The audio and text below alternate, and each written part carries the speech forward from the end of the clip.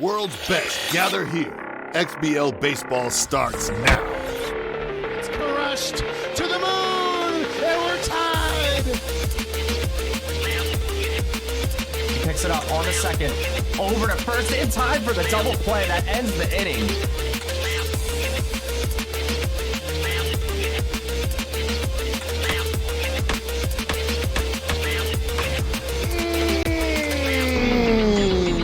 That's gone. Oh my, oh my, oh my. Trying to repeat. It's good! It's homeward to the pen! This game is over!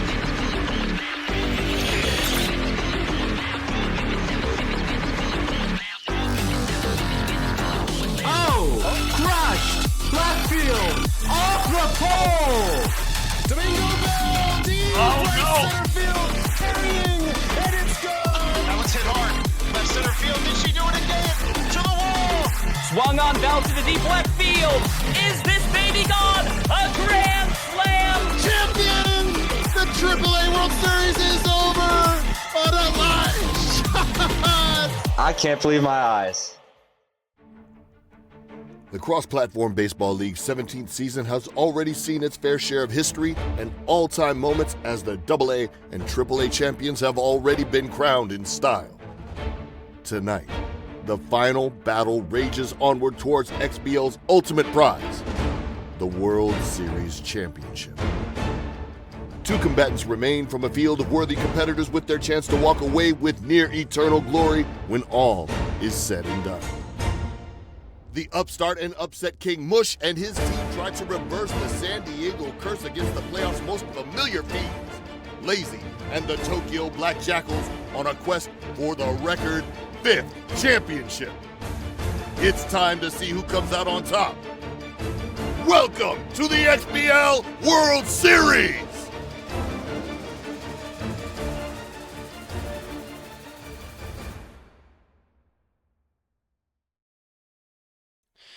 Hello, everybody. We are here with what is the absolute greatest, the absolute pinnacle of what XBL or what SMB PvP offers. It's the XBL, the top league, the highest ego that exists in the game for PvP, and the best players that exist quite literally in the entire world playing SMB. And Lazy, the familiar foe who shows his face, it seems, every season for a while now, is here in the championship, as you would expect, as the preseason rankings would show. But who is that opposing him? It's San Diego Curse and Mush. A little bit of a surprise to some folks, but an absolute dog who has made his gauntlet of a side of the bracket look quite like an ease.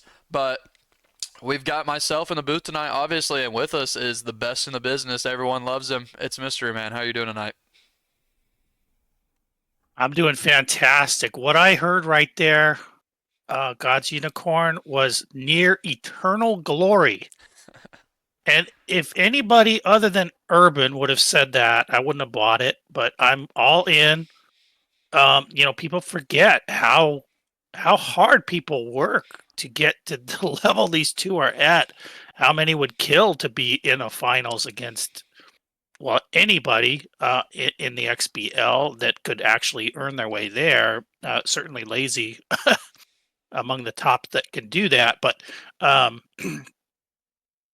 think Mush has been, on a bender. He's overachieved.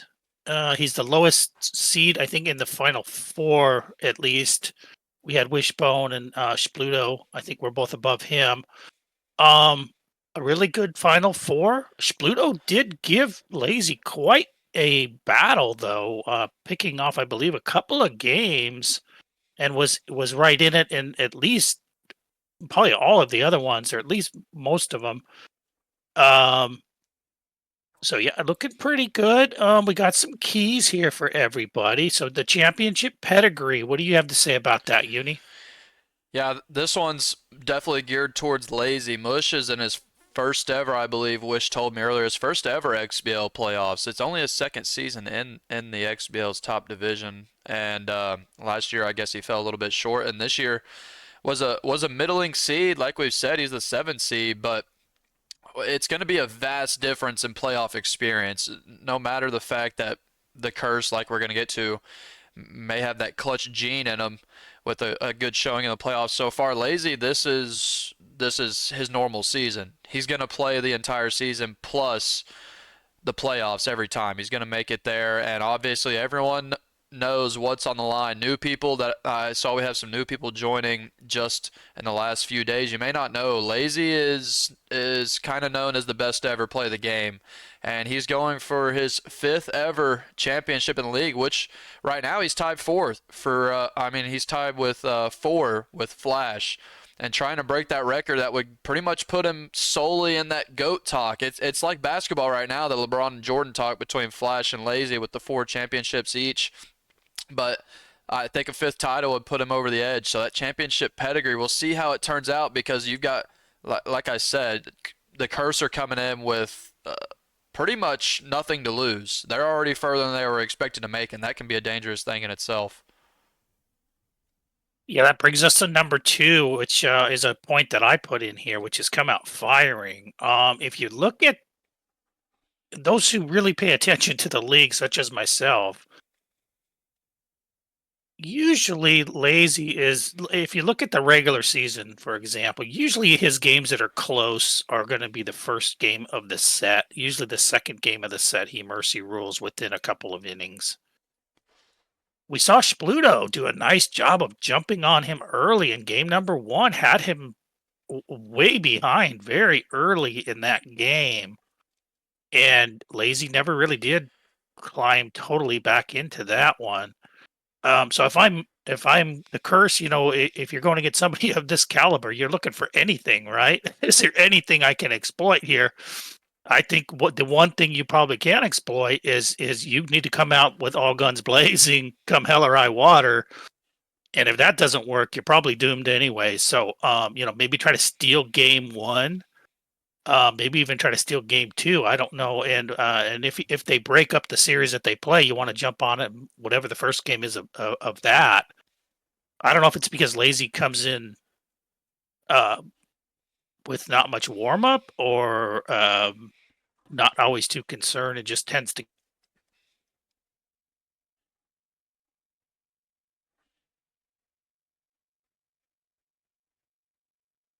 in a single sitting. So I'm looking forward to seeing how that goes. And then you mentioned the clutch game. What does that mean? Yeah, good points on come out firing. Like you said, a lot of people mentioned that game 1 versus Lazy. You got to try to get that game 1, because once he gets warmed up, it seems nearly impossible to beat him. And Pseudo did do a very great job of holding Lazy down, not only in game 1 of some of their sets, but the second half of their sets in some of those nights. Really, really impressive stuff. And if you're the Curse, I sure hope you watch those VODs, because it seemed like Pseudo had found something that might work against these Tokyo Black Jackals. But this clutch gene, I wanted to throw some stats in here, because shout out to Spliff, shout out to Zlat, and shout out to Sham, who have been absolutely awesome in the booth since we've added them in, with giving us stats in these key games. And I'm a big stats guy myself. I don't usually do the research, so I don't bring it up before the game, but those guys do. And so I felt I needed to do my part and give some stats before the game. And it's a pretty small sample size, because like we've mentioned, this is Mush's first postseason in the XBL. He is 10-4 though, and he played the likes of Lazy. He played Flash and Wishbone, who were the number 2 and either 3 or 4 seed in Wishbone. That's tough, because you're playing the best players in the league outside of Lazy, and now you obviously have to face Lazy. So these stats are not going to come from an easy 2 versus say 10 matchup or whatever, depending what the seeds are. And it's not necessarily the batting from Mush that changes a whole lot in the postseason. He does increase his home run numbers a little bit. He had 16 on the season, or maybe over the course of 2 seasons. I'm not sure. And he has 6 in the playoffs, and those aren't big numbers at all. But when you look at his batting average, it does drop in the playoffs about 30 points or so. But when you exchange it with that power, he's actually making up for it, and he's scoring in the same clip. What really is the big difference from Mush? He's already seen by XBL players as an excellent pitcher. He doesn't have the Von Asen. He's someone that is very much in the conversation from here on out, with the way he uses the changeup, especially on the outside low corner. And keep in mind, when you're in the playoffs, you're playing people, like I said, Flash, Wish, now Lazy. You're playing top of the league batters. And all of his pitching numbers come down. That's the most impressive part about Mush's game. He's gotten into the playoffs, and does he have that clutch gene? It sure seems like he does, because all of his pitching numbers have come down. Opponent batting average is down 15 points. That's not a huge deal, but it matters for someone like Mush who wins close games. You look at his left on base percentage, it comes down 20 points from 745 to 724. Also, what you might not think of as a big, that's not that many points, you know, but the way Mush plays these close games, that's absolutely huge, because so far in these playoffs, 8 out of the 14 games Mush has played have been within 5 runs. And quite a few of those, I think 5 or so, were 1 or 2 runs. And whenever you're talking about a 20-point differential in batting average and in left on base percentage, that is a 1 or 2 run difference right there, especially against someone like Lazy, who gets one on and then hits a 2-run home run. If you can prevent that multiple innings, that's the difference in keeping Lazy from scoring 12 versus scoring 8, and scoring 8 is much more doable. And we've seen Mush play Lazy in that way multiple times. He's only got 4 games in his career against Lazy, because he's only had 2 seasons here in the XBL. But they were 1-run games, 1-run game again, 2-run game. That's 3 of the 4 games that Mush has played Lazy to the end in a very, very close game. And that's just in the regular season, when Mush has not shown that he is at this level. Now he's taken a step up, and you would look at that and combine it with those pitching numbers differential. That is a 1 or 2 run difference, like I mentioned, and that could be the difference in this series, is the fact that Mush has shown he has success against people like Lazy. He's able to play these top dogs and still improve on his numbers. So that's just some stats for some stat nerds out there. Shout out to the people in the booth that have been awesome about doing that. And I think Mush, and what Mystery Man believes in himself, is very much a factor. And a lot of people might think this is such a David versus Goliath matchup, but the Cursive look like a titan of their own in these playoffs, the way that they have played. So we've got games 1 and 2 on for you tonight. Obviously, we're going to get the XBL World Series rocking, and we're going to finally get to see how this thing all comes to an end. I know you can sometimes see some, let's call it like lax in attention paid to the league, and that's very understandable, especially for people that don't make the playoffs, or someone like me that loses first round. It's easy to forget just how much work it takes to get to this point. These guys not only played 30 or 40 games in their season, they played 10, 15, 20 games now in the playoffs. This is 3-4 months of effort put in to get to this point, so that they can get their name on that website, get their name on the trophy, and most importantly, their name in the history books, because the XBL website's not ever coming down. We're keeping it up. Wishbone worked too hard on it. It's not coming down, it's folks. It's not coming down. And so tonight we get to start it off. It's season 17, the end of the beginning of the end. We finally see how the XBL season 17 wraps up before we have a great season 18 coming right after this in just a few weeks. So without further ado, before I ramble on too much, we've got games 1 and 2 coming at you, and y'all hang on tight, folks, because these are going to be really good games, and we're going to get some real exciting stuff going on. So give me a minute, switch everything over, and we'll catch y'all over there in the home stadium of Lazy and the Tokyo Black Jackals.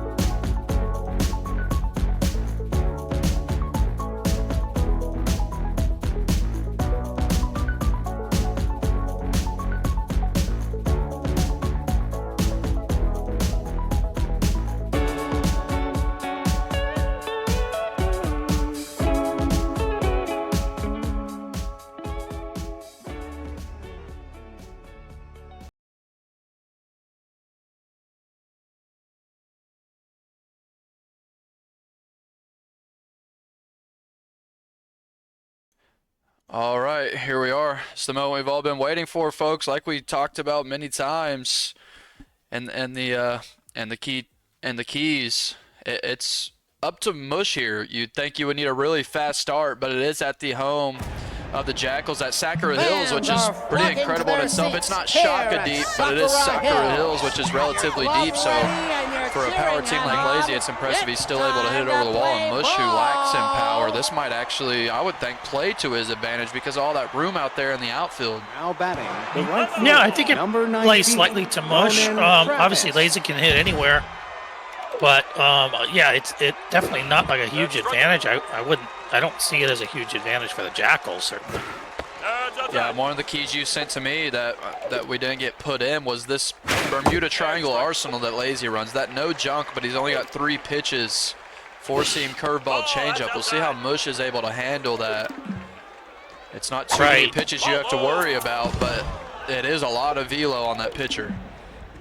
Yeah, velo can bother Mush a little bit, probably as much as anything, but it is a limited arsenal. It does work against most hitters, 15, especially at the XBL level. It seems like the XBL level tends to get distracted less by moving pitches. So I'm interested to see. I don't know how this is going to play.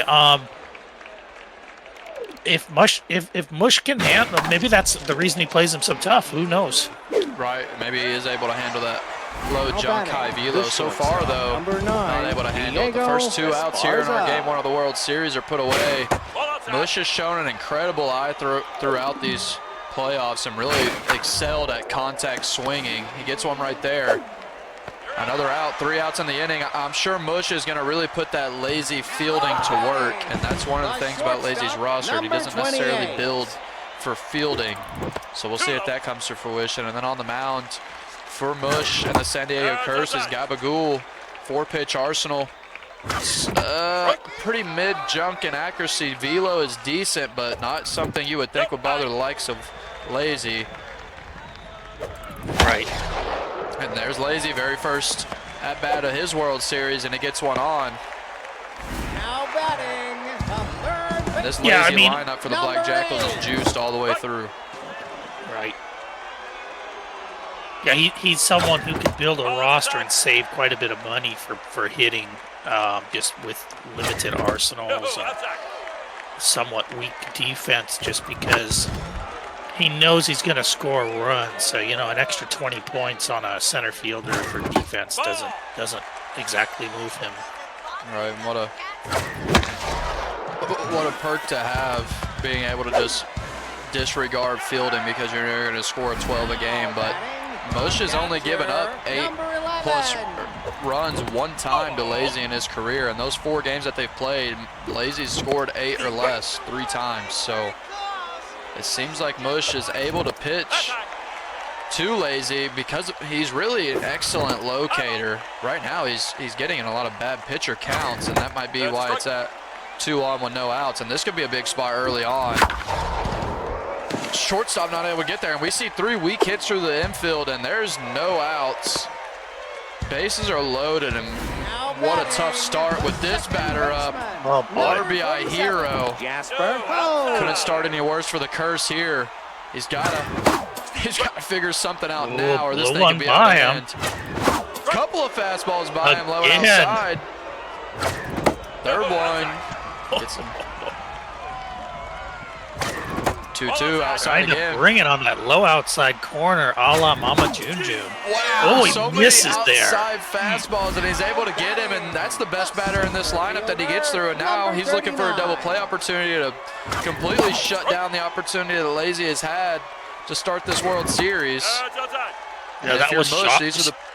Yeah, if you're Mush, these are the at-bats you have to win. You have to have your left-on base percentage extremely high to win a series like this. Off of the pitcher, and he's going to have an injured starting pitcher just like that. Only gotten 1 out in this game, and what a tall task he has in front of him now. The bullpen's going to have to put in some work, but we'll see if this low velo sometimes can throw off the bats. He's already looking at the pin. Now I think technically he can't bring in a starter, even though he did. Yeah, he did. Or did he? I don't think he changes the pitcher. Oh, and that one bounces off the top of the left field wall, but somehow doesn't get out. And so it's just 3-0 now with 2 on. And that is definitely a starter that he brought in. I'm not sure if there's a rule about within the first inning or whatnot. I know there's something about it. I think there's a rule about the oh, I'm sorry. I was looking at the mojo. It probably was a legal move. It has to do with the fitness, but I made a mistake. I wasn't looking at the fitness. Oh, yeah, it probably he didn't even get was a hurt. legal move. He did sub, but this is No, I think he did get hurt. Yeah. Oh, okay. Okay, he just comes in rattled because he didn't start. He came intense, and then the long hit knocked him down to rattle. We'll Yeah, see if he it's kind goes of home confusing. here. He doesn't, yeah. Regardless if it was a legal play or not, Lazy's got 4 runs now in the bottom of the first, and not how you want to start against a bat like Lazy, who's destined to put up a lot more than 4 if they start off like this. Curse needs to figure out a way to get through here, and that's going to work right there for the 3rd out. A horrific start for the Curse, but they do get out. That could have been a lot worse. Number 11, Memphis. Mush says you're not allowed to sub SPs ever, so Mush breaks the rules, but I guess they play on, so rules schmools, as Miss would say. Mush is down 4-0 on the top of the second, and like you said, he needs to start early, but he actually got jumped on early, so. Okay, well, the no SP subs ever must be new, because my understanding was you could sub for your worst remaining SP if you got injured and your fitness was down to a certain level. But maybe they did change that, and I've kind of forgot. I've never done it once, I don't think. And if you're Mush, in a series where you're already called the underdog against such a great player, now you're down 4-0, 2 outs now in the second. Not only do you need to score, how do you hold Lazy with down enough to give yourself 9 full innings to come back? Because he's practically cut the run rule in half. That one's deep center field. Jacko's going to be able to get to it. And now a couple of quick innings for the Curse as they're not able to muster any runs, any hits even at that, and the Jackals come back up after a nasty first inning, up 4-0. Yeah, to answer Sham in the chat, Sham, if a starter comes in, as far as Metalhead's concerned, if a starter comes in relief, they come in tense. Yeah, then he gave up that hit off the top of the wall that somehow was not a home run, and it put him to rattled. That one's hit well, 99, but no trajectory on it to leave the yard, just a deep shot to center for a single. Silent Slade comes up, pretty similar to a lot of the batters in these lineups, about 60, 65 power and contact, and that's plenty enough for the Black Jackals. Good changeup on the outside, 1-2 count. Speed on first. Swings at what might have been a ball there. And now he does steal. Mush is able to time it. Now we got a little diddle, but that's the pitcher running between there, I believe. If not, oh no, it's not the pitcher. That was the leadoff batter, and he's able to get him. Lazy with the rare steal, really. You don't see many steals from Lazy, and doesn't pay off. And now Mush, after giving up 4 in the first, is able to get out clean in the second. Tucker, backstop. Pitching is one thing, but you've got no choice but to score runs against Lazy. We saw Pseudo hold Lazy to 2 or 3. You're never going to shut him out, though.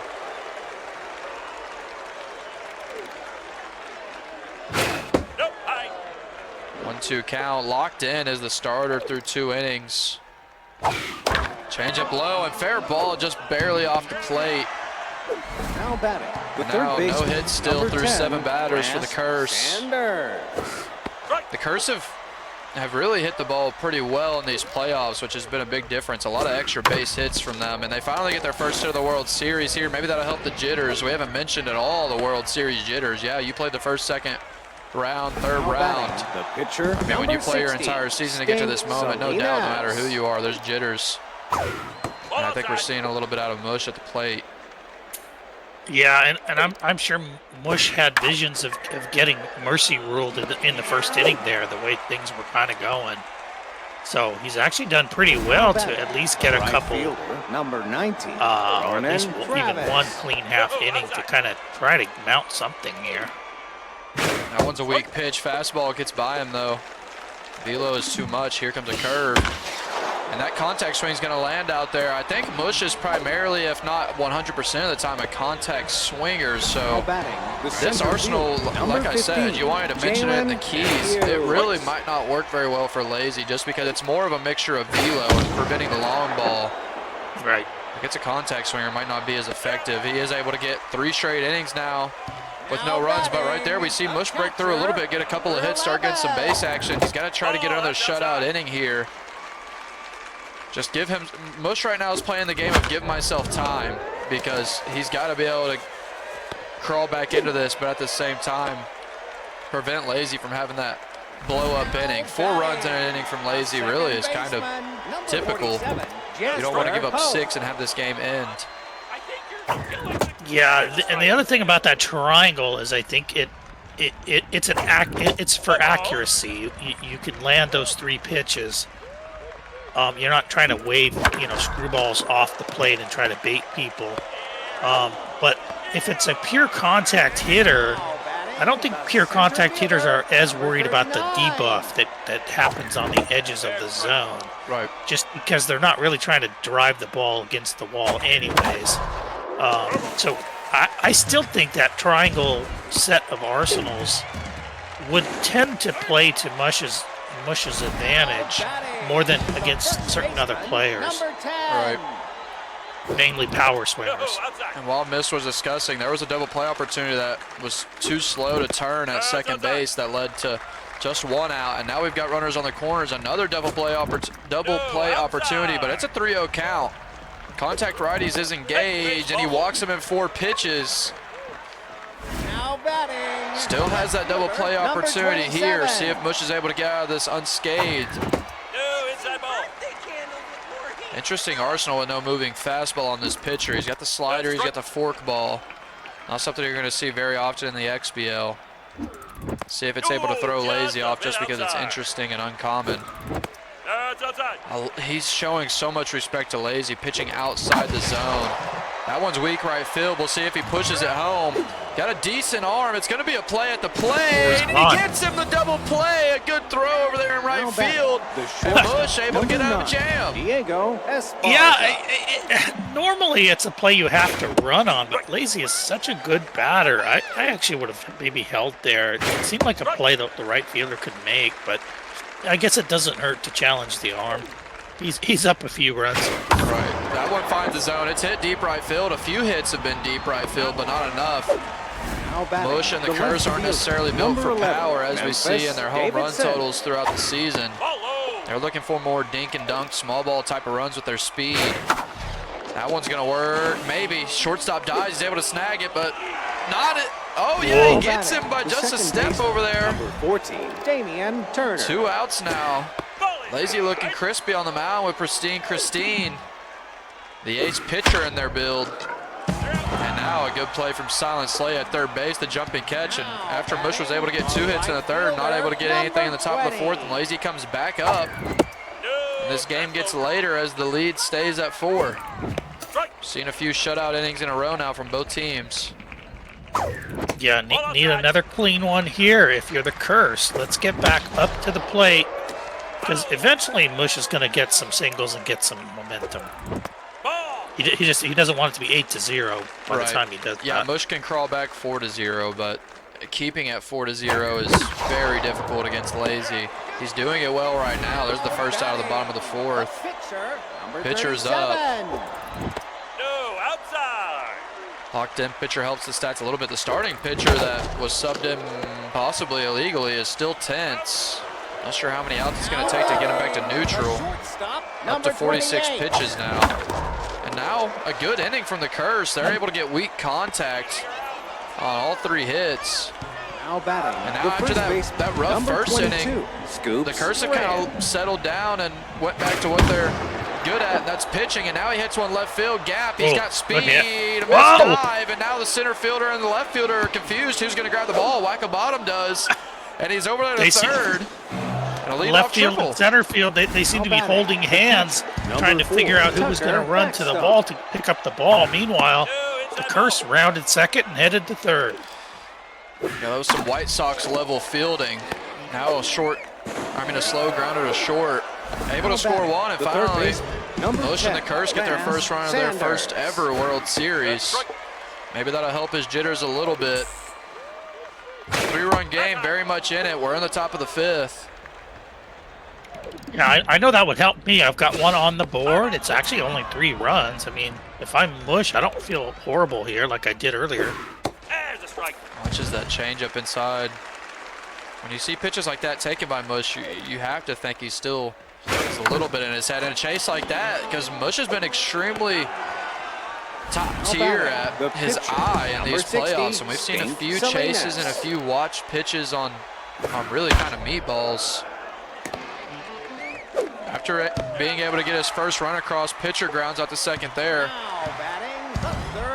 Yeah, and the other thing is, Unicorn, everybody's not on their game every game, and so far Mush is a little bit off his game. Lazy started really hot, has struggled since. I mean, I know Lazy could do better than this too, so right. The important thing is we've got a relatively close game here. Considering it's the 5th inning, it's only 3 runs. Yeah, close game and lower scoring than you would expect. Both of these, Lazy obviously is a great batter, and Mush has been batting well these playoffs too. There's no outs. Another inning now where the Curse have their back against the wall. No outs, runners on. Here comes Jasper Hope again, who struck out on the heat last time. There's no heat on this pitcher, and absolutely zero junk, and it's going to find a gap. It's going to score a run. At least one, possibly that's 2. Go another one. Oh, Matthews so throws slow. it in. He's either got base jogger on that second base or third base runner. Yeah, low speed on the third base runner cost him right there. Still no outs. Jackals looking to blow this game open. They could end it right here. It is the bottom of the 5th. Very possible for this team. We want to point out poor Mama June in the chat suffering with these White Sox. these side swipes that we're putting in here. That one shortstop. He's not going to go home. Going to give up that 1 run. Yeah, and that's the pain of giving up the early base runners to Lazy, because you want to kind of hold him to only scoring off of long shots. Whenever he gets runners on with no outs, he's usually able to hit a gapper or 2 and get 1 or 2 across. No, outside. 1-1 count, 1 out, 5-run differential right now. This is, I'm sure, the weakest reliever in this lineup. He does have specialists, not engaged here. Curveball outside. This should score a run on a sac fly. Matthews throws it in to second, and 2 runs now. I'm sorry, 3 runs across for the Jackals this inning. 2 outs finally. Number 27. Tense on the mound again. Better believe it, a strike. Mush been pitching with a tense pitcher this entire game. No, outside. Able to get a grounder over there to second, put it away. And Jackals haven't had that huge blow-up inning, but they've got 4 in the first and 3 in the 5th. Curse need to respond quickly. The game's getting late. Jacko misses it off the crotch. Yeah, and Mush is going to hit that for a single most of the time. That was really not a good lead pitch, so that's exactly what the Curse need, is a couple of mistake pitches maybe. And now a steal after the nut tap, and he's there safe. Wow. A good start here for Mush. And now he pokes that one left Oh, boy. Definitely score a run. Might be a triple. We'll see what type of speed he has. It's a very speedy lineup. He's going to push for it. Decides better of it, turns back. Probably a smart play. Seemed like he would have been gunned out, but no outs and a run across. And now the Curse have waken up a little bit, realize it's the 6th, and they need to score now. Yeah, big speed on second base. Was smart to hold though. Was not going to make it to third base, but you've got no outs. Yeah, no outs in a 5-run game. No need to take the extra bases. And now Lazy looking to struggle, or he's struggling a little bit on the zone. Compose is going to come in here. Higher accuracy. Looking for the fastball outside, and he finds it. Full count. Ooh, that was hittable, but a good pitch to get something over the plate. Oh, and swings at the fastball up high. Oh, he wants that one back. That is not like Mush to offer on that one, but it was a tough pitch. Yeah, no doubt Mush has went a little bit further outside of the zone than he's used to. Good eye here, though. 3-0 again. He's in a hitter's count. That fastball finds the zone, watches it as you'd expect. 3-1. Curveball way low, and there's a walk now. That's the best batter in that Mush lineup, though, so not necessarily a bad walk. True. I'm thinking Lazy might have done that on purpose to pitch around. Yeah, and I'm Double sure he steal. knew. Oh, my. And he's there. Oh, let's get there. And that's the beauty of the speed lineup, folks. You can just steal whatever you want against a 30-arm catcher, which we didn't even mention. Yeah. It's a big point, though. Yeah, a big point. This is back-to-back speed builds that Lazy's facing. Pseudo and now Mush. Gonna be a lot of steals from these teams. And he checks that one. Full count now. Got to get it on the plate. You can't give him a walk. And he checks again, and now the bases are loaded. Double play opportunity is set up with the one out. Power versus righties, off-speed hitter, and he looks to the bullpen. Has pretty much clone pitchers. Here comes Big Cheese, a rally stopper. I would have made him hit the ball there just because of the lead, but Lazy's a lot smarter than I am. Will the speed give him a... Yeah, it gives him another chance. It's 3-7. He gets a run across. Runners on the corner. Hardly any speed, just a slow turn from that infield. And now if you're Mush, you think with 2 outs here, you really need a hit. And he does get the hit. He's going to score another run. And it's within 3 now, back to where we were, 4-7. Mush answers right back to the Black Jackals' big 5th inning. Now Mush has 3 across here in the 6th, and the game is right back in striking distance. And that runner... Blooper. I was going to say that runner he walked just scored. Yeah. And the bases are loaded. Pitcher is up. He's surely going to sub, bring in that best pinch hitter. Yeah, there's a chance to take the lead here. 0-1 on the changeup. Tense on the mound. Rally stopper still engaged. Swings on the heat. 1-2. Huge pitch coming. Watches it. Finds his own, another blooper, and this is Mush baseball. This is what the Curse do. An inning of bloopers, and we're within 1 run. Hello, San Diego Curse. Brutal pitch, and he just said, no, I'm going to get a single. What a way to strike back.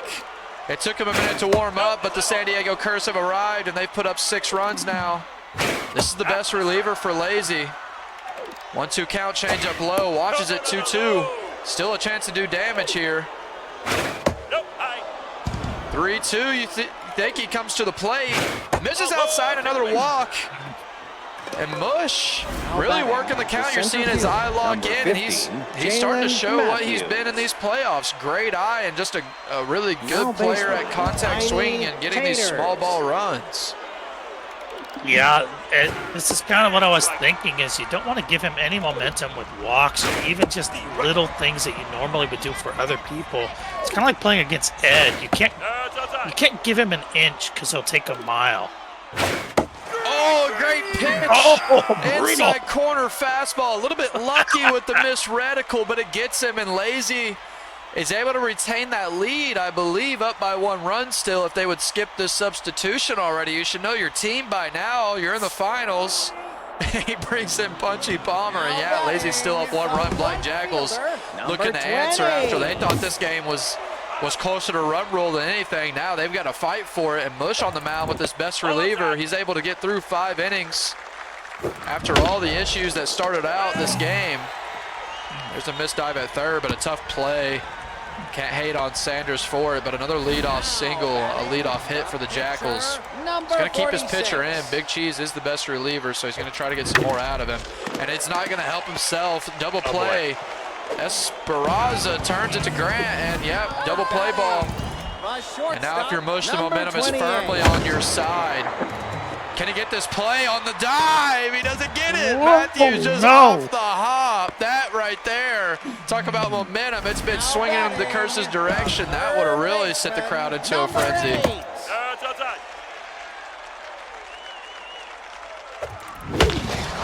Good changeup. Off-speed hitter doesn't matter. Center fielder able to get there, and Mush is able to lock it down, and now a chance to get back up relatively quickly to the plate. This is what you want to do if you have the momentum at the plate. Get back up there quick. It's going to be tough to hit that pitch, not going to lie. He probably sees it about 10 seconds after it's delivered, but it's a strike. Yeah, you'd think he'd hit it one of those times it was flashing around, but it's not. Yeah, he had like 8 chances at it. Come on, Mush. This is BP. I mean, shit, BP sometimes doesn't even matter. I'll go 14 innings in BP and be up 2-0. 0-1 count despite the lag. We'll see if hopefully it subsides. These games are pre-recorded, so if there is a DC, we will skip through it. Batter doing the, I don't know, jibber jabber, whatever you want to call that move. Something close to the stanky leg, but he's up at a 2-1 count now. That one off the pitcher. What's the speed on that runner? It looks plenty fast, and a leadoff single for Mush1525 the Curse. Top of the 7th here. It's getting late. If you can get a few runs up ahead, hang on a steal in the curve, and he's there safe. So far, hasn't been thrown out once. But if you can get a few runs ahead here, if you're the Curse, and put the pressure on the Jackals, he's shown history of being able to lock down this Jackals lineup. High pitch engages, but it's grounded to second. Now runner on third, only 1 out. The Curse looking to tie this ball game here in the 7th. Just need to get a ball into play. Yeah, and this is what I'm saying is you can't now start walking people because you have bases open. You can against some people. I'm not sure that needs to be the strategy here, though. Is you need to. There. Oh, good hit. Good hit. Bloop. The second. He's gonna get there. He does. It wouldn't have mattered with the drop. And now the game is tied. Number 22. 1 out. Man on second with great speed. This reliever, Big Cheese, not only tense but losing stamina as well, and Lazy still keeping him out there in a tie ball game. I'm a little bit surprised.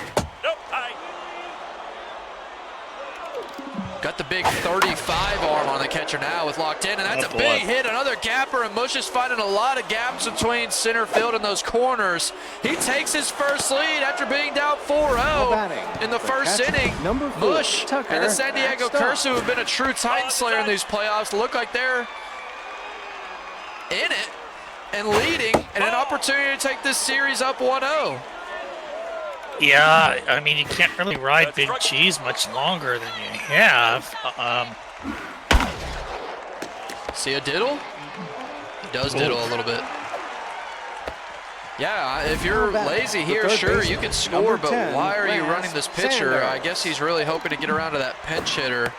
Probably, yeah. He's given up his lead, though, at this point, but I guess he's got a different logic of thinking with the way he can bat. 1 run, really, to him. Does not necessarily matter. Mush trying to add 1 more run before the inning's up. Has great contact. Tough out, is engaged. 2-2 count. 3-2 count. Gets the pitch to hit here. Curveball, and it's once again shallow outfield, and we're not seeing a whole lot of outfield in. We've seen it, I think, twice from Lazy, and it's worked, but he hasn't went back to it, and the Mush are really taking advantage right now of these weak bloopers. He should be playing outfield in almost exclusively against Mush. Yeah, no doubt. And there's another one, like every single hit pretty much. If it's not a line shot into the gap, it's a blooper. Right field.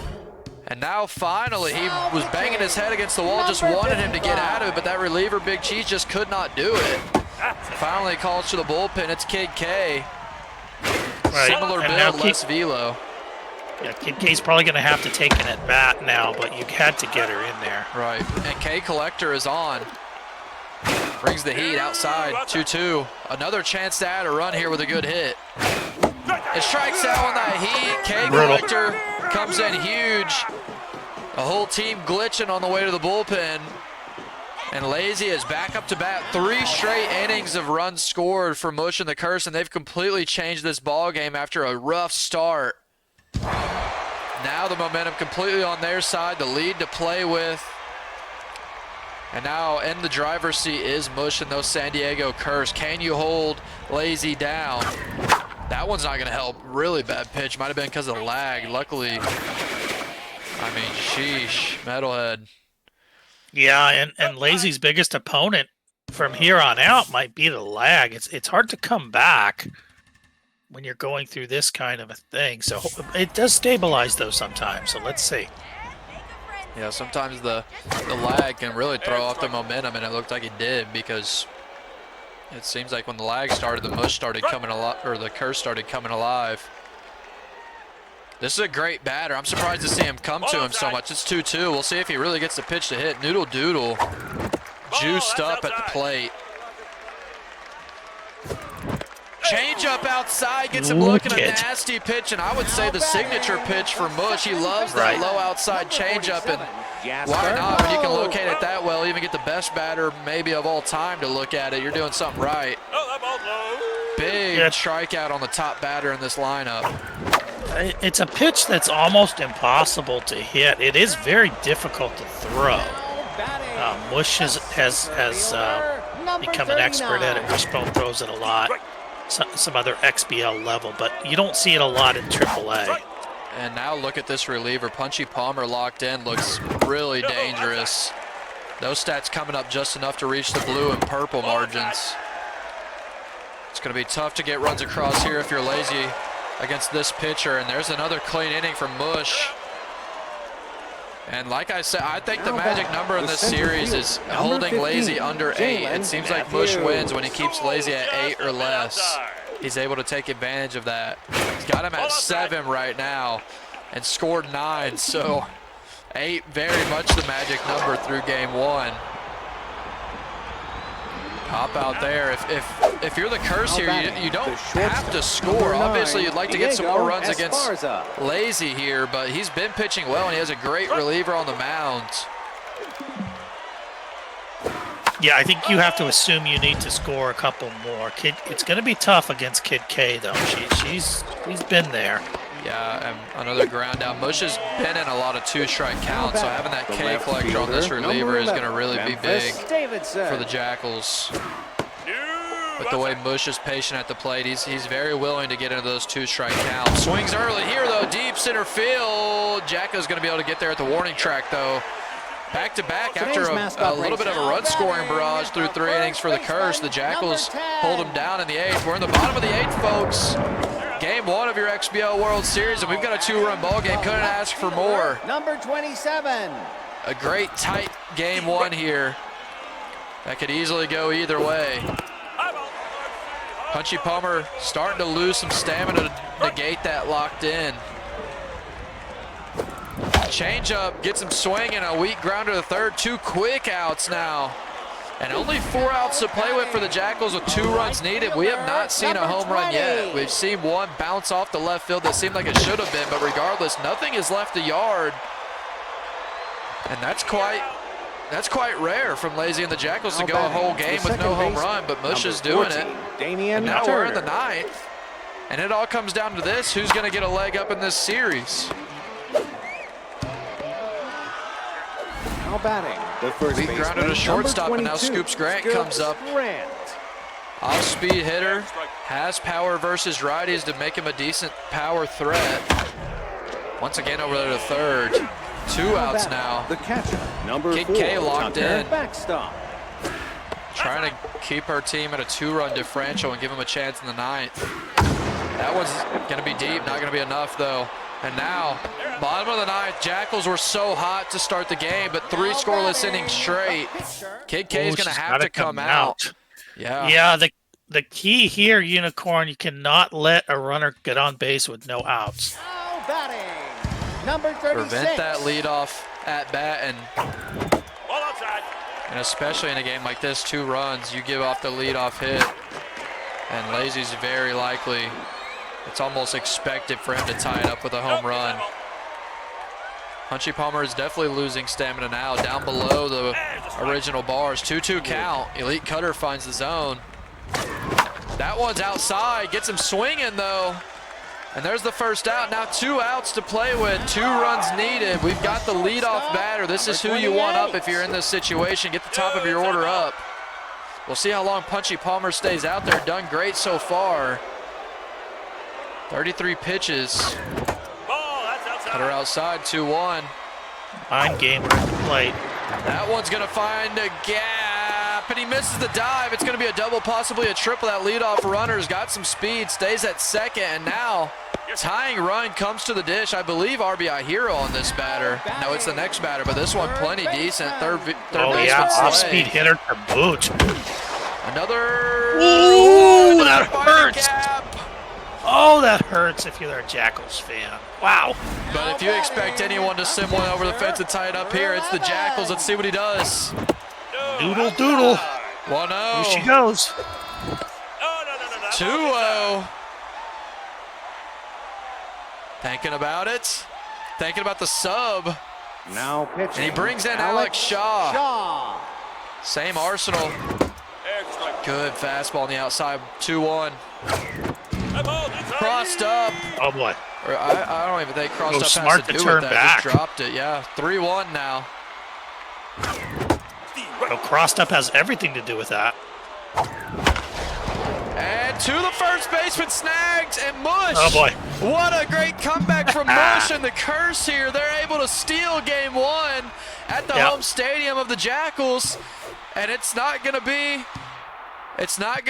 a first game win and a path to game 5 for the Jackals.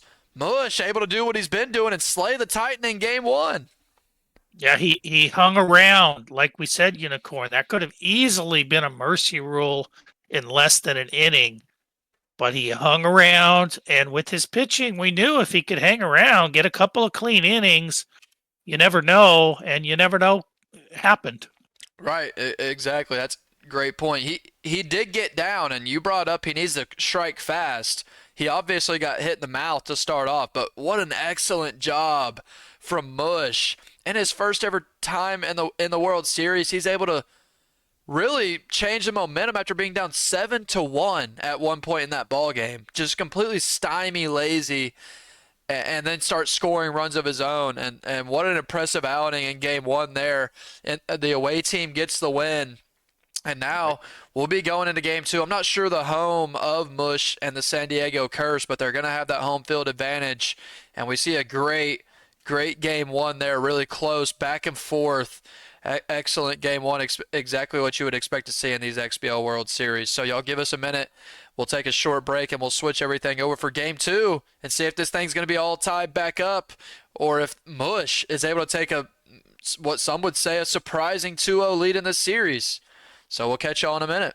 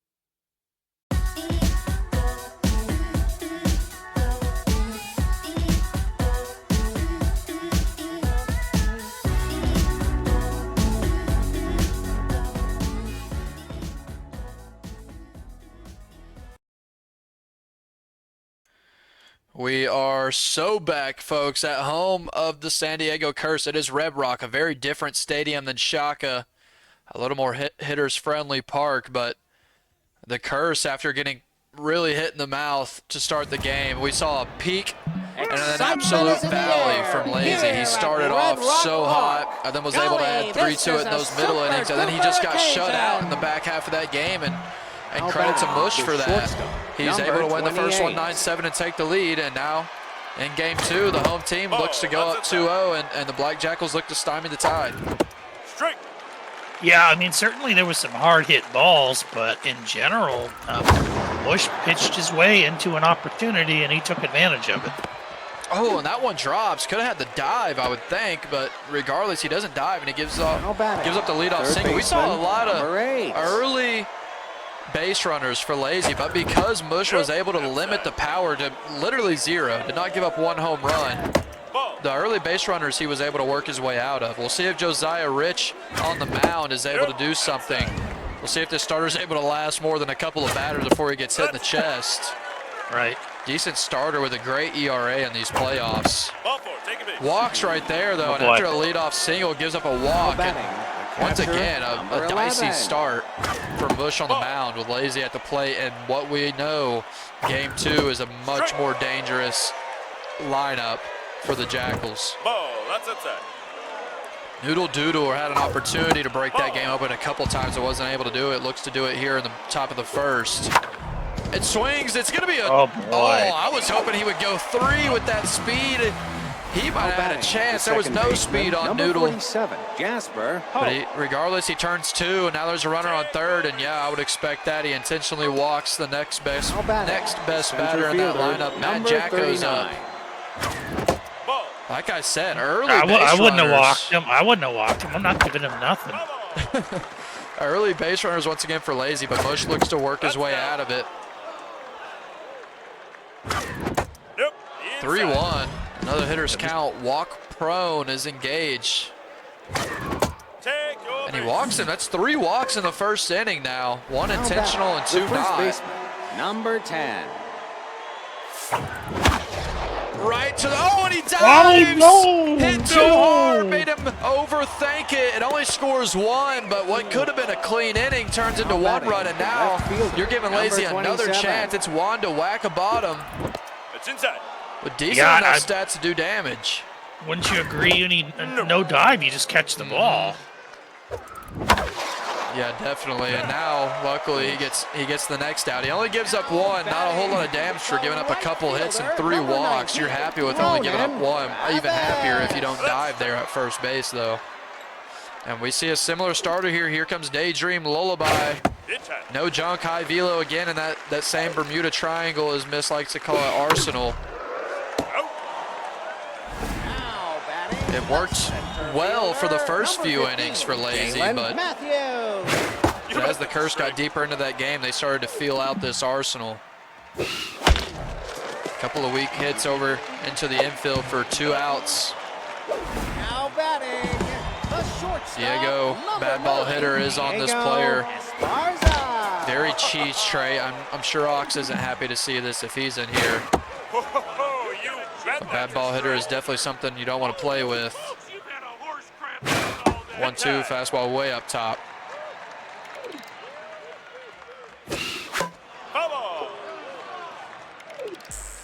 Oh, a red reticle, and it finds the zone, in the heart of the zone, and Mush is behind the speed.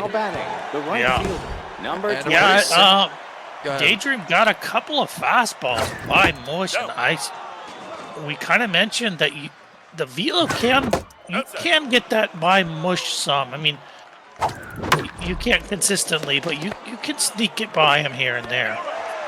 Now batting, the pitcher, not run total wise, but first inning wise, that was really a pretty similar first inning. A lot of base activity for the Jackals, and then just like the first inning of last game, Mush was behind on the fastball. Number 28. Able to get 2 quick outs now, the Curse are. Look for that changeup outside, not able to get it. That one's hit deep left field. Is it finally going to be the first home run for the Jackals? And it does find its way into the stands. And The longest drought possibly of Lazy's season, one game without a home run, and he starts this one off in the second inning with a home run left field. Yeah, I think that was the changeup outside. It was a fantastic pitch, but she leaned right into it. That's another great changeup outside, and Lazy's able to get a hold of it, and you wonder if that home run's going to lead to Lazy feeling himself a little bit and starting to get more back into what he's used to, and what he's used to is hitting the ball into the bleachers. Not this time, though. Another run scored, just 2 one-run innings from Lazy, and now Mush back up to the plate. Middle of the order is going to be up with Memphis to lead it off, the clean-up hitter. Sees a heavy dose of low pitches because of that high pitch trait. 3-1, looking to find the zone here. It might. And he watches it full count now. Another one going to come in low, changeup. This one's going to be outside.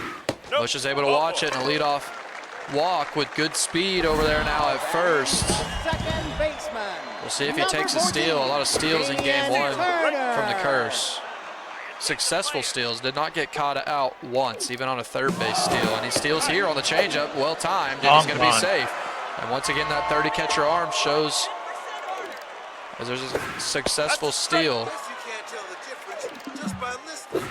Finds the zone, slate jumps, and a little bit of an awkward sliding jump, able to get it put away and gets the mojo boost as well.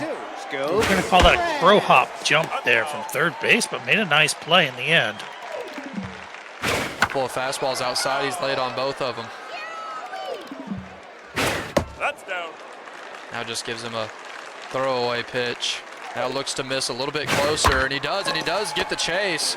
That's that miss type of pitching, is it not? You throw one 75 feet outside of the zone and then give him one 7 feet outside the zone, and it just looks crispy. That curveball left field gets out, and no hits through 2 innings, just like last game for Mush. Jackals walk back up to the plate, grounded to shortstop. And there's the first out of the inning on the first pitch here in the third. Number 39.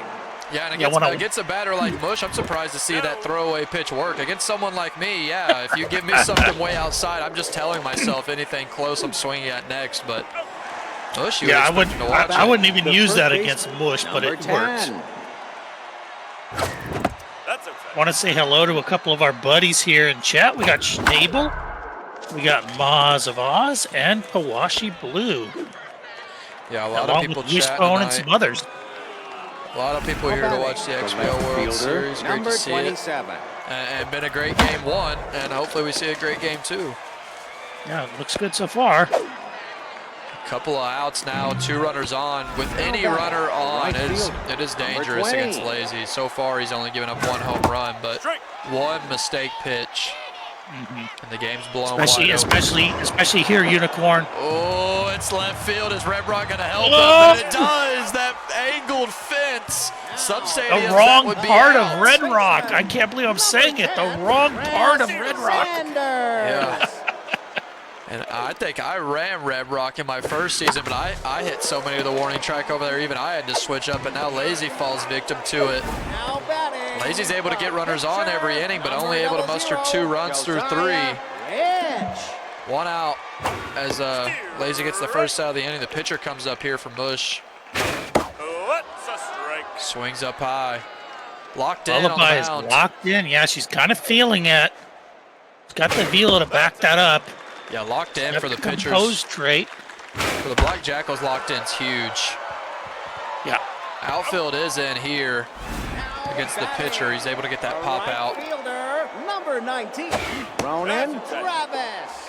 Yeah, locked in with that velo, especially when you're relying almost purely on the velo. Locked in is definitely more important than it would be, I would say, for probably any pitching or pitcher build in the XBL. Yeah, and if we have any casual watchers out there now or on replay, these pitches don't necessarily look that fast when you're watching, an XBL cast. You haven't really played the game, or maybe you played a little bit casually. But at this level, believe me, if you're batting against any of this, if you were a newbie, you would be laughing at how difficult it is. Yeah, especially at 93. You see one changeup, next thing you know, the fastball looks like it's coming in 130. Right. But players like Mush, he's able to take him. He doesn't. Jacko with the slide. Low fielding, but he's able to get that slide successfully. And now Daydream Lullaby locked in, like we said, comes up to the plate, looking to help herself out even more. A couple of curveballs up high. I'm surprised we haven't seen more dosage of the curveball. There's 3 in a row right there, but we really have not seen a ton of curveball usage. I thought that Mush would watch that VOD from the pseudo series and just abuse the curveball, but he hasn't. Yeah, and he does throw a lot of curveball. He likes to throw the front door curve, the back door change, the third baseman, as do a lot of players. But you're right, we haven't really seen a ton of curves from him. A couple of well-hit balls there for the Jackals, but neither of them find their way to have any production. And a really quick inning from Mush and the Curse. And now we're into those middle innings where the Curse started to find their footing at the plate. We'll see if they can do more of the same here. That one's well struck, but he's got under it. Dinglini's able to get there. number 11, Memphis. My favorite thing about this matchup is I can actually pronounce the vast majority of these last names, and it's making it much easier to talk about these players. As Memphis Davidson, a smooth 2 or 3 syllable last name, is up to the plate. That's the great thing about Mystery Incorporated. I've been around so long and the names are so basic that it's really easy to cast us. Diving play, he's not going to be able to get there, and that one's going to turn into maybe a triple. Not a ton of speed, and he turns back with only 1 out. We've got a runner on second. Mush and his Curse are looking to finally get their first run. They got it in the 5th inning of the last game, I believe. Now they're looking to do it in the 4th. He doesn't even look to third for more than a second. Mush is able to take it with decent speed over there. That one might sneak down the line. It's going to be a close play at first, but he gets it. A great play at third base and locks him down once again. But number 11. I mean, the runs are not looking exactly the same, but it was the 4th inning that Mush was finally able to get his first 2 hits in the last game, and he does the same exact thing here. He gets his first 2 hits in the 4th inning. Yeah, I think the biggest problem for Mush right now might be the way that Lullaby is feeling it on the mound. That's really stymied him. If he can somehow get her to 10th, then he's okay. And Lazy has not been his full self at the plate in either of these games. He's only got 2 runs in the 5th, and normally he would have about 12 runs in the 5th. He's able to get that one through. Yeah, second baseman not able to get there. Ronan Travis throws it in. And 1 out, 1 on. Now batting, the center swung on a field, 3-0 count, and he was able to get that single. Matt Jacko, the center fielder's up late on the fastball, only 95. Might have been a cutter.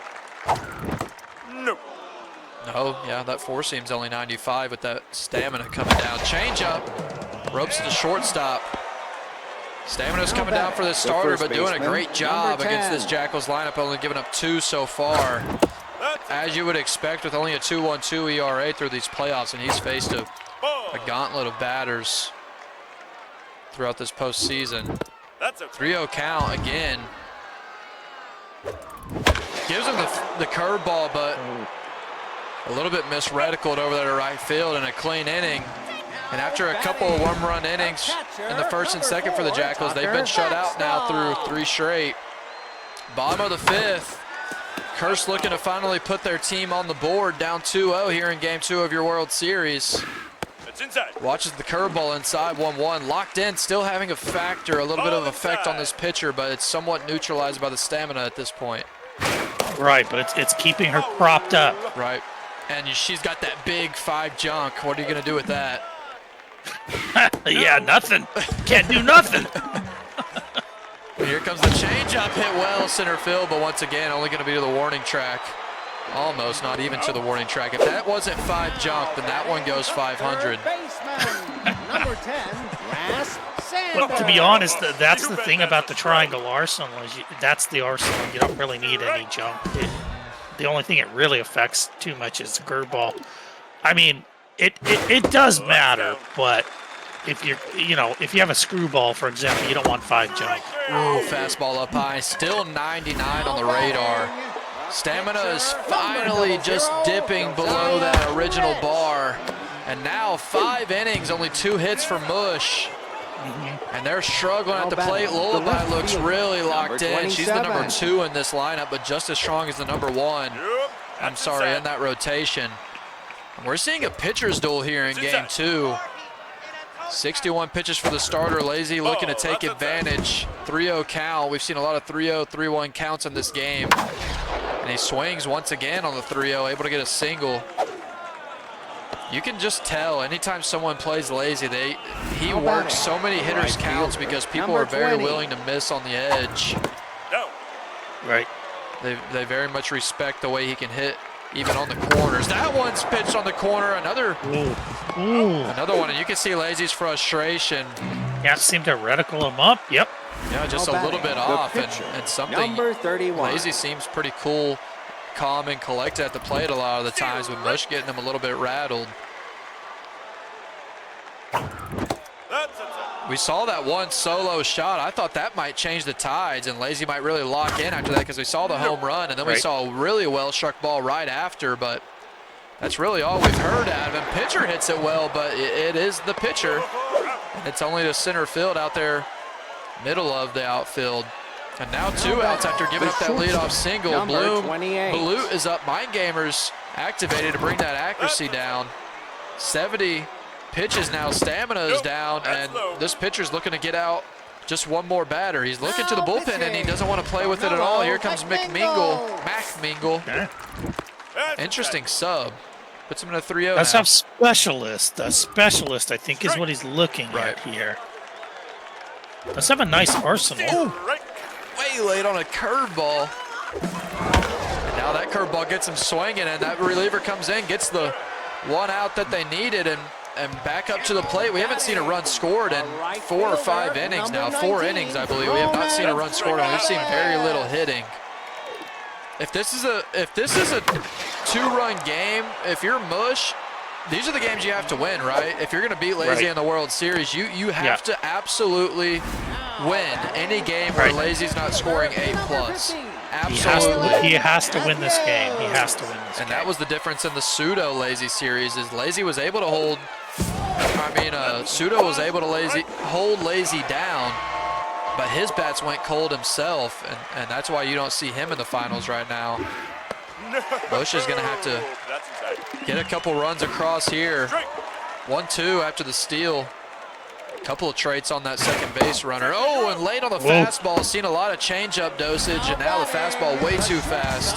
Daydream Lullaby still has plenty of velo to cause damage. Another steal third base, and he goes to second. That actually might have been close. That might have been the one he could have got him out as a late jump.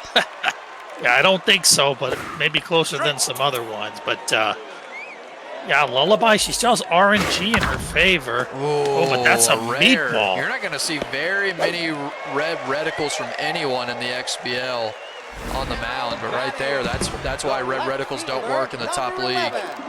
He's able to put it up center. Another steal on the changeup. Only 61 arm. Doesn't matter if he gets a 99. That's a good play by Mush. A very good play. Don't settle for 1 run here. You got to go. Exactly. Mush being really aggressive on the base pass, and that's a big reason he won game 1. Looking to repeat it in game 2. Small ball run across. It's 2-2. Velo's dropping a little bit more manageable at this point, down to about 60. And he's got a full count with a chance to do some work here. She still has a lot of accuracy, though. And she misses there, though. Yeah, we've got the double play opportunity is set up. A great batter in Damian Turner at the plate. This, folks, is a huge at-bat. 0-2, 2 runners on, only 1 out. Gets him swinging. So much changeup right now with that velo dipping. Lullaby desperately trying to get 1 more out here. She's trying to get to 3 balls so she can get that composed.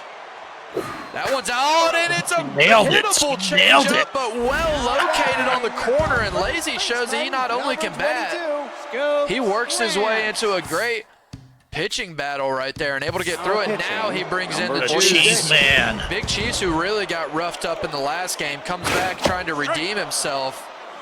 Rally stopper is on. Really looking to heat it up, but ooh. And he's able to get out of it.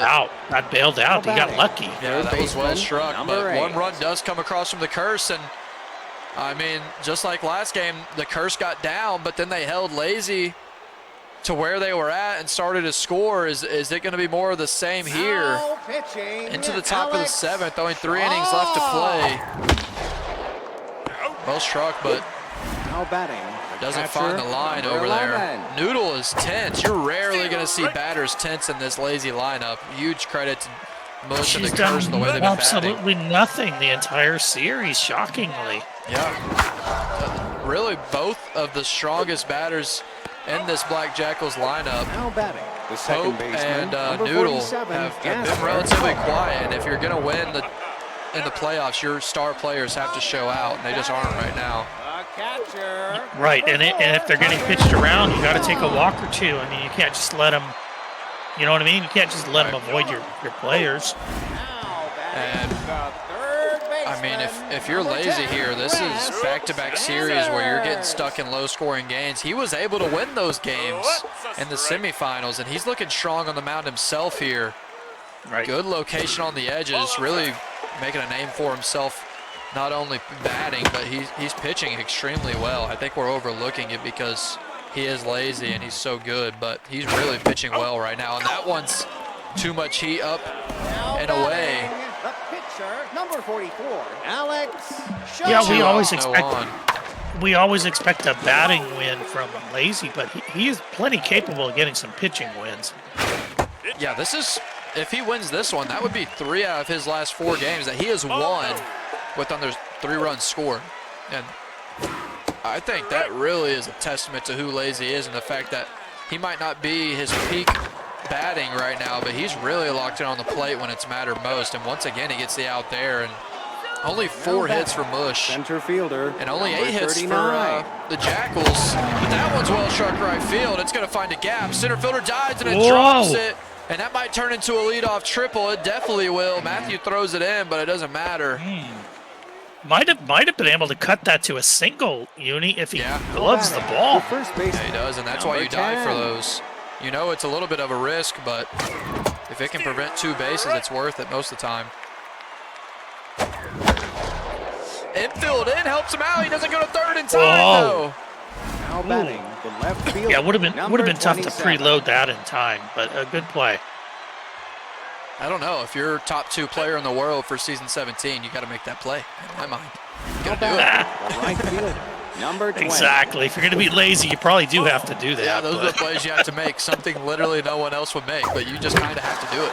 But he gets a run across here after the leadoff triple. He's able to score 1. Mush has done an excellent job, though, in game 1 and 2 of number getting out of 46. these situations. I mentioned his left on base percentages went up 20 points in the playoffs, even against top batters in the league. He's going to really need that number to come to fruition here. 2 on, 1 out, late inning. You don't want to get down 4 in the 8th. 2 is very manageable. This is huge right here, right now. You got to cut it right now. No, you got to cut it right now. 3-0, 4 pressure bars, curveball. Oh my Lord, what was that? And the dive, and it's not there. He He's lost a gonna get the curveball double. right over the center of the plate. Yeah, you're not going to see that much out of Mush, mislocated, but felt like he had to find the zone in a 3-0 count. Pays the price. Now, it's going to be tough to not give up another run with 2 on second and third. Yeah, now you're screwed. And that one's deep center field. And finally, we see this game break open. Jackals in the top of the 8th make their name known in the XBL World Series. They're up to 7 with a 6-run lead and a home run to center field. Number 8. Exactly what Mush did not need. You knew that was coming. He's done such a great job of preventing it, but lazy is inevitable. Now batting. The Yeah, catcher, once he number meatballed 11. that curveball, it was all over. Such a close series. One pitch really did change the tide in this game, if not this series. He's able to get the third out here finally, but wow, you go into that inning only down by 1 and you walk out of it down by 6. You've got some work to do now, and Mush has only gotten 4 hits with the way Lazy's locating in this high velo. Really tall task here, but this is why you find yourself in the World Series. because you've worked your way through games like this. We'll see if Mush is able to do it. 6 outs to play with. Down 6. That one might drop. Jacko's able to get there. A couple of slides out there in center field. Nice plays from Jacko. Number 15, Jalen Matthews. Big Cheese doing just fine. Only 18 pitches. Velocity still there. There it is. 98 miles an hour. We're going to see another fastball on the inside, up high. Watches it 2-2. Locked in on the mound. And he gets him with the high heat. Blew it by him.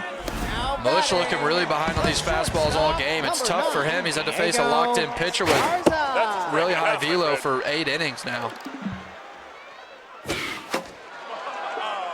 And an excellent job by Lazy and the Jackals here, working in the changeup really often, and then just squeezing in that fastball in the late strike counts has really been what's worked well for him. Yeah, and it's kind of the reverse. You know, there's so many players in the XBL level that can get to that fastball, but you really got to set it up. Whereas at some of the lower levels, especially AAA, where the ego is high enough, but not super high, and you have some players that are just pushing to get there, you can kind of play off of the fastball. Right. Whereas it seems like in the XBL, you kind of have to play off of junk and then sneak that fastball in, because otherwise anybody who's expecting it, can, especially certain people, can really go to town on that. Yeah, no doubt. I think, we see the first sign of lag. It would have been a ball anyways, but 4-pitch walk. And yeah, I think, Miss, that's a very good point that players that aren't here for a while just won't realize that. Definitely in the AA and AAA, the fastball works. You can use the fastball to set up everything, like you just said. But in the XBL, the reason people are in the XBL and play at high egos is because they have that bat speed. That's the first thing I'm sure the league office looks at when they look at moving players up, is that bat speed. So you really got to somewhat abuse the junk, and you kind of use a fastball as your strikeout pitch and use those off-speed pitches as your setup. And yeah, Lazy's if you done an can excellent job get to that. the, I'll talk about Corn Sensual. That's a player that we had in AAA. He's a player that can get to the ball. So the difference is, if you can really get to the ball and have even a decent command of the zone, you can be pretty dangerous. Just like Spliffy. You know, he doesn't have the best command of the zone, but he has enough trickery and command of the zone that if he gets going, and with his bat speed, he could be really tough.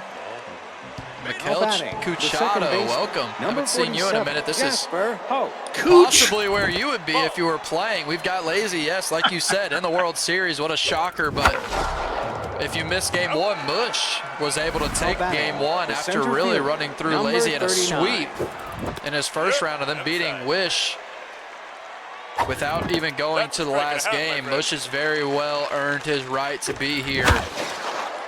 And that's a jumping play from Turner. That's going to help his mojo after he was tense. 2 outs now in the 9th. 6 runs still is the deficit, but if you're Mush, you were able to get a couple runners on in that last inning, able to get a little bit of activity on the base pass. Maybe you can make some magic happen, and Davidson able to make it. And now Mush is down to his last half inning. He is playing with house money already up in the series, but if you're Mush, every game matters in the World Series. 6 runs is not impossible for anyone in the XBL, especially someone that finds himself all the way through the playoffs. 2-1 count now. We see a different reliever. Kid K came in. K Collector on this pitcher. She did really well in game 1. Able to get that ground out to second to lead off the inning. Now only 2 outs to play with and a chance to even the series for the Jackals. Tucker. Kind of an interesting move to bring her in now. I would have thought maybe save her, but might as well bring in the dagger right now. Changeup swung on early, 1-2. Kid K does have K Collector on. See if she lives up to her name. Not throwing the heat with the K Collector though. Using that big 5 junk. Really, 10 junk. My lord, who is Lazy? He's got this thing juiced. 101 on the inside. That's the new op thing right here is 5 to 10 jump. And he's able to get Mush on the heater. 6 runs and 1 out to work with would be a true miracle here. That one's hit second base. Not going to happen. But we see a split here to start our World Series. There will be no sweep in Season 17 as Mush is able to take Game 1 and Lazy able to take Game 2. And what was a really excellent pitching performance. Not the norm for Lazy, but he's shown a little bit of a track record in these playoffs now. That's 3 or 4 games. 3 games, I believe, in his last 4 that he's completely shut down his opponent. Oh yeah, no, he's plenty capable of that. Usually he's in the running for Von Asen most seasons. He just usually doesn't have the innings to kind of be considered for that. But not too surprising to see the pitching there. The only thing is Mush's contact hitting can really bother anybody. It's awfully hard to pitch around that. But at the end of the day, it was just a great 2 games overall. Especially the first one, obviously with Mush falling down early. Looked like he was. I actually thought he was going to be mercy ruled in the first inning. No later than 2. And I don't know how he turned that around. He had an illegal substitution there, but it didn't really give him any advantage at all. It was just good pitching, and I think it was just kind of partly fluke, a couple of hard hit balls, and he got his bat going. Yeah, I think Lazy is definitely accustomed to more home runs, obviously, but he was still able to put up 7 runs in both games.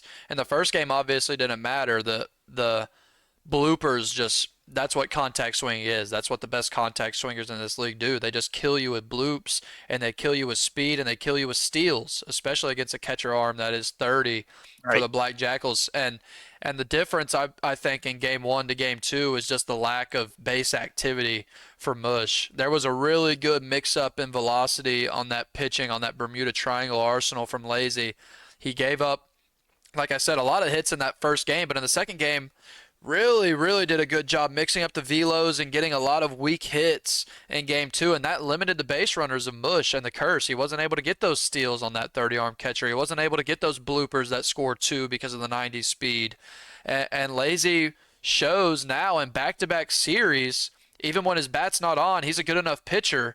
Like you mentioned, he might not win the Von Asen every year, but he's in the conversation, and his real asterisk and the reason that sometimes he doesn't win that award is because he run rules people so much. So he really can't make his stats pop the same way someone like Mush Mush or M. Bennings or Wishbone, Mama Junjun, those people that are in there.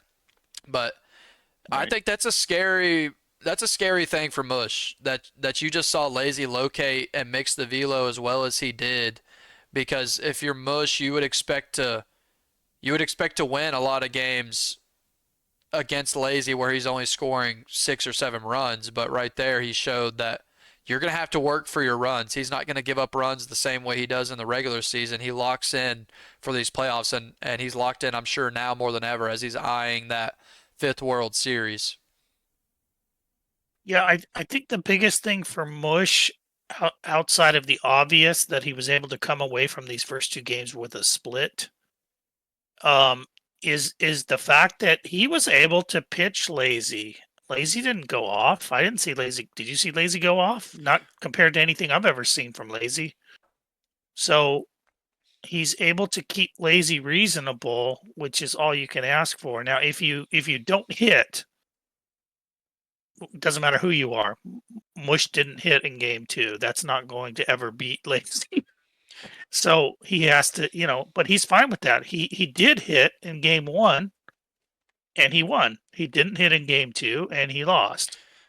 But the fact of the matter is, if he would have hit in Game 2, he probably could have at least been really competitive.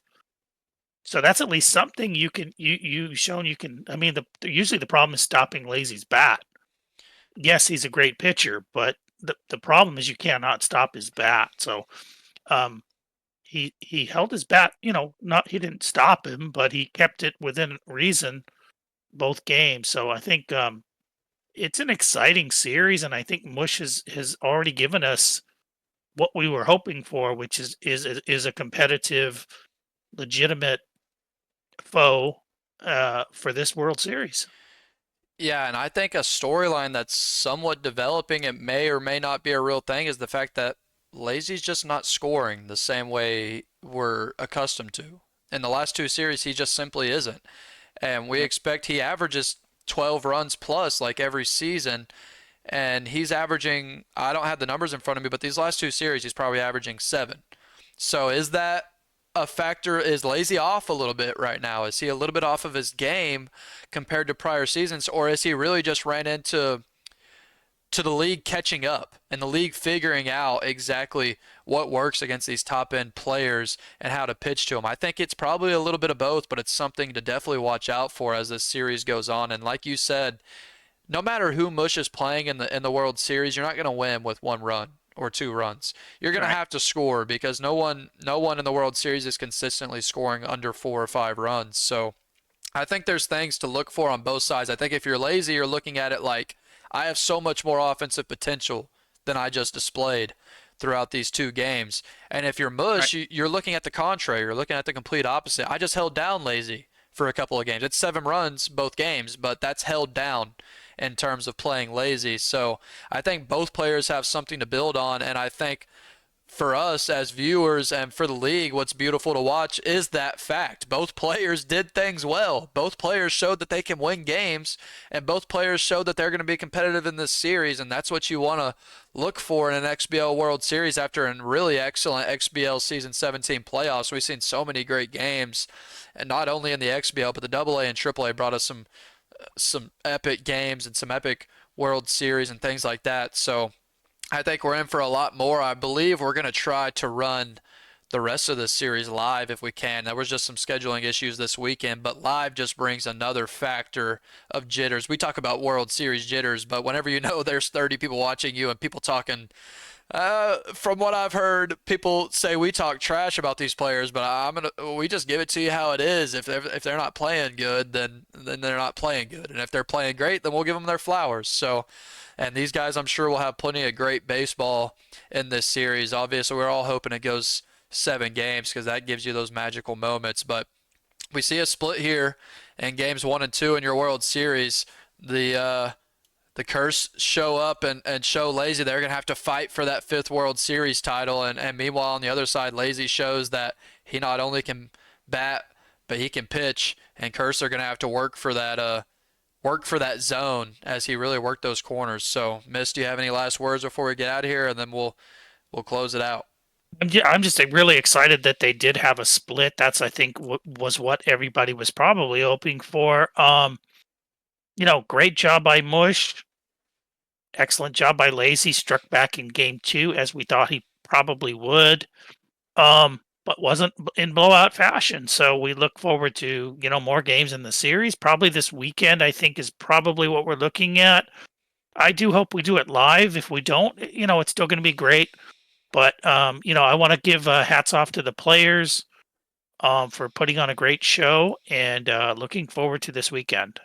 Yeah, I believe we're aiming for this weekend as well, but obviously y'all just keep your eyes on the on the match of the week announcements from me or Dwayne to throw something in there for the next matchup, because folks, we've only got at most 5 games left in your season 17 for the XBL before we've got the finishing of the Cup coming up, and maybe we can run the championship game in that on stream as well. And then we've got season 18 coming up November 2nd, I believe, is the key date right now, and I'm sure we'll hit that mark with the way people are playing. So yeah, great split tonight. We didn't see a run rule. You love to see that. And we see great competitive baseball, and it looks like we're in store for a great series between these two, as Lazy battles for his 5th title and Mush battles for his first in his first ever playoffs.